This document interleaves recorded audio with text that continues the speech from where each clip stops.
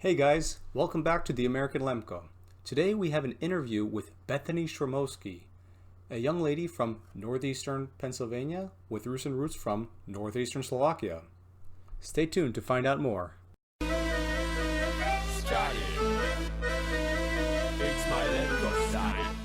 So where are you from? I'm from the Wyoming Valley in northeastern Pennsylvania in the U.S., so a little town right in the middle in between Scranton and Wilkes-Barre. Very nice. hmm Now, right now, are you a student or are you working somewhere? Yeah, I'm a student in high school. I just finished almost finished with my sophomore year, and in the fall I'll be starting my junior year, 11th grade. Okay. And what do you like to do at your free time? I like to draw, ride my bike. I do marching band, music, like a lot of teenager stuff. Yeah. I, Yeah. I get it. I get it. Uh, Yeah. so let's talk a little bit more about Rusin culture. Where are your ancestors from? Whether Rusin or non-Rusin? hmm my recent ancestors were they're from northeastern Slovakia, so just villages scattered just outside the town of Snina in the far northeast. And I also have Gorale and family from like Italy and Lebanon, like a lot of Americans do, scattered about. Cool. Uh, Yeah. so I remember we met at the Lemko Vatra in Ellenville about 2 years ago. hmm Out of curiosity, how did you find out about the event, and have you been to any other Rusin or Lemko events in the U.S.? I'm pretty sure I found out about it through Facebook.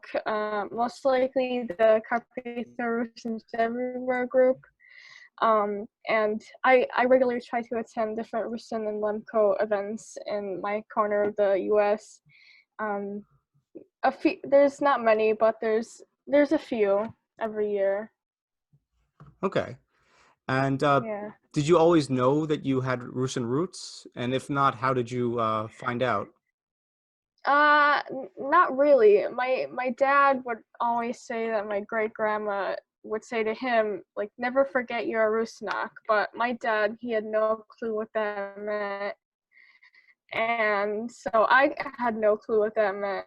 My dad would always explain it like we're a special kind of Russian from Ruthenia and different other things. But I think it was like one day a few years ago, I was on like a Wikipedia deep dive and I found out the Russian Wikipedia page, I believe. And like after that, like the rest is just history from there, I guess. Pretty cool. Now, Yeah. a quick question. No, I noticed your shirt. Is that uh, tied to Russian culture? It's from the village Torisky in northeastern Slovakia. I got it recently, like 2 months ago. I like to like collect the full clothing and make it myself actually. Really? You can make it yourself? Yeah. That's pretty Yeah, impressive. right now I'm working at a Lemko blouse over there. It's kind of in pieces right now, but it's getting there. Hats off to you. That is really cool. Thanks.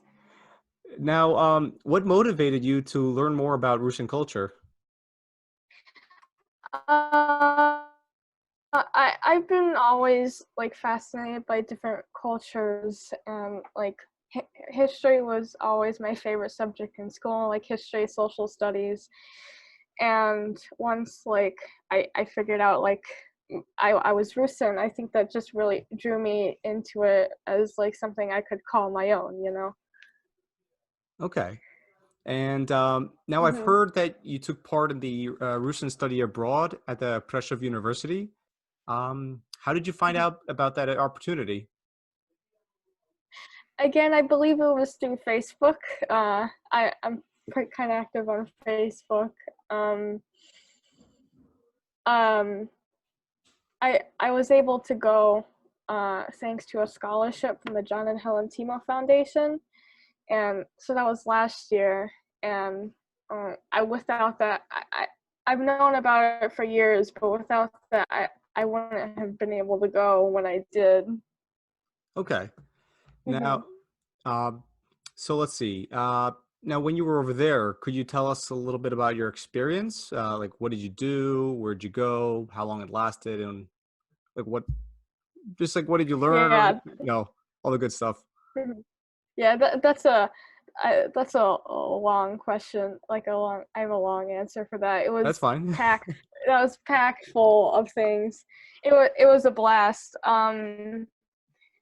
And a lot. We learned a lot. We went to a lot of places. So we had language, history, and folklore classes every day, every weekday, and we went to different towns and villages on different excursions around Prussia. And we went to villages like Tichy Potok, Vladimirova, Kamienka, and towns like Star Lubovnia, and even one day Rusyn Elementary School in Klenova. And it lasted about 3 weeks. I believe we stayed for just under a month, and it, we learned a lot. Like I said, I think my favorite thing that we did was a mock wedding in the village of Tichy Potok. No way. Um, yeah, we got to dress up in the full costume from the village, and I love full costumes, so that was like amazing. I'm jealous. Yeah. Cool. All right. So, what is your level in Rusin right now? And if you know some Rusin, what can you say? It's about like A2 level. Definitely not as good as I would like it to be, but it's hard living where I do and trying to learn it. No immersion at all. I can recite some folk songs. I can curse. um, there's a line from one folk song, Dajże Boże Dobry Czas, that I really like. It goes something like Miaj życia bohatoj, de podije dukaty, and choć speednej nezhonu, rozweseliu rodinu. Very nice. Yeah. So, now, what kind of advice do you think you could give someone who recently found out that they're Rusin? Like how they can find out more information about Rusin culture, or even how they can help preserve the culture? Hmm. I think if you're looking for more information, and the Carpatho-Rusyn Research Center is a good place to start. In regards to books, they have a whole collection, and for like online publicly available material, I know I sucked up carpatho-rusyn.org, and when I first started learning, that's a great website that I used back in the day. I don't think it's been updated in years, but it's still up as far as I know. And in regards to preserving the culture, I think, of course, if you have kids, it's always good to teach them and pass it on to them. But like in general, even if you don't have kids, it's good not to be like a Kristarusin. Like you don't just like interact with the culture on like Christmas and Easter. Yeah, Yeah, to keep a culture alive, you gotta live it, I think. And that's a very good point.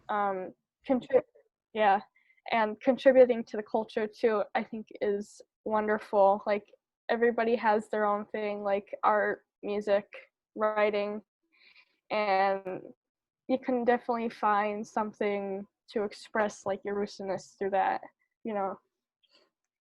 Yeah, or definitely like how you're doing, making those the folk costumes. Yeah, I try to research and make sure the techniques I'm using to make them are as accurate as can be for how they would do it in like Slovakia and Poland and Ukraine. Very Oh, cool. I appreciate your yeah. time, Bethany, and I wish you all the best. Mhm. Thank you. You too.